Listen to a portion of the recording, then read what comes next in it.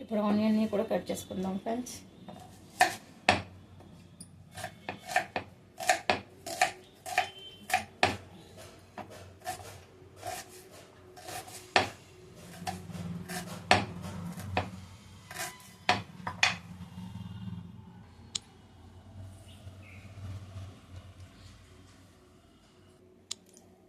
టమాటోని తర్వాత కట్ చేసుకుందాం ఫ్రెండ్స్. మనము కొద్దిగా ఎందుకంటే రసం కారుతుంది కాబట్టి కాసేపు అయిన తర్వాత ఇవన్నీ స్టవ్ పైన వేగుతున్నప్పుడు టమాటోని కట్ చేసుకుందాం. ఒకే టమాటో ఉంది కాబట్టి స్పీడ్గా అయిపోతుంది. మనం ఇప్పుడు స్టవ్ ఆన్ చేసుకుందాం. ఫ్రెండ్స్. కడాయి పెట్టాను, దాంట్లో ఆయిల్ వేసుకుందాం.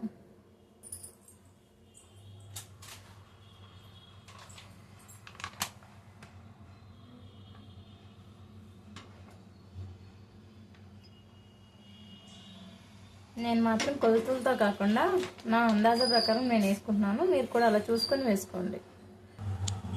ఆయిల్ హీట్ ఎక్కిన తర్వాత ఇప్పుడు కొంచెం ఆవాలు వేసుకుందాం. మనము జీలకర్ర పొట్టులు. నాకు జీలకర్ర నచ్చదు, అందుకే ఆవాలు మాత్రమే వేసుకుంటున్నాం ఫ్రెండ్స్. మీకు కావాలంటే జీలకర్ర కూడా వేసుకోండి. ఆవాలు కాలిన తర్వాత జీడిపప్పు వేసుకుందాం. ఇప్పుడు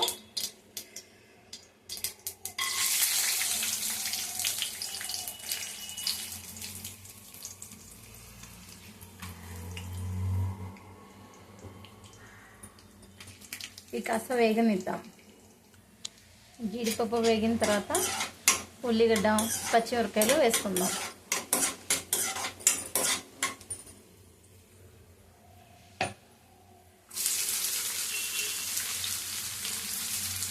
ఇప్పుడు వీటిని బాగా వేయిద్దాం.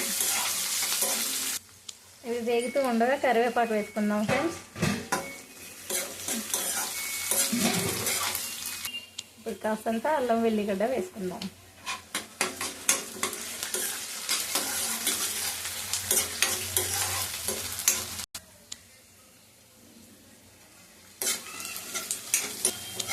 వేసుకుందాము.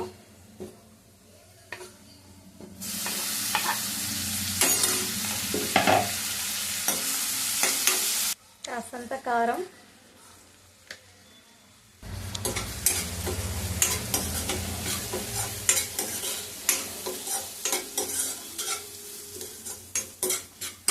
రైస్ మొత్తానికి సరిపడా సాల్ట్ వేసేసుకుంటున్నాను ఫ్రెండ్స్.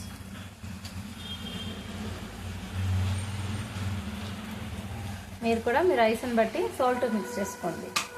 ఇప్పుడు బాగా కలిపేద్దాం. ఇప్పుడు రైస్ యాడ్ చేసుకుందాం ఫ్రెండ్స్. చూడండి,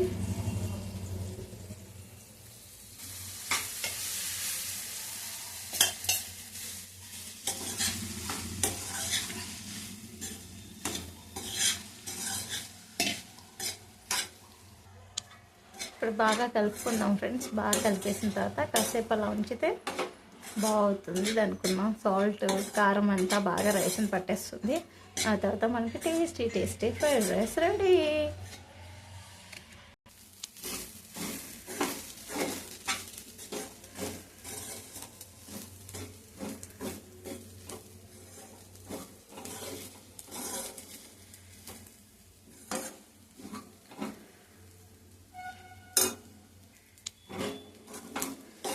చూడండి ఫ్రెండ్స్, ఇప్పుడు మనకి ఫ్రైడ్ రైస్ రెడీ అయిపోయింది.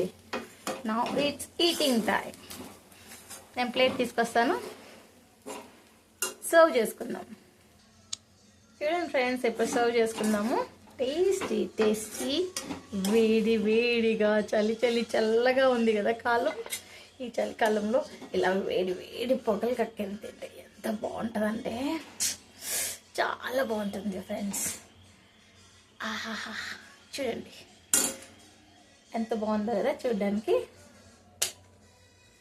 హాయ్, సూపర్ ఉంది కదా ఫ్రెండ్స్. మీకు ఈ ఫ్రైడ్ రైస్ నచ్చినట్టయితే నా వీడియోకి ఒక లైక్ చేయండి, సబ్స్క్రైబ్ చేసుకోండి friends. Thank you friends, bye.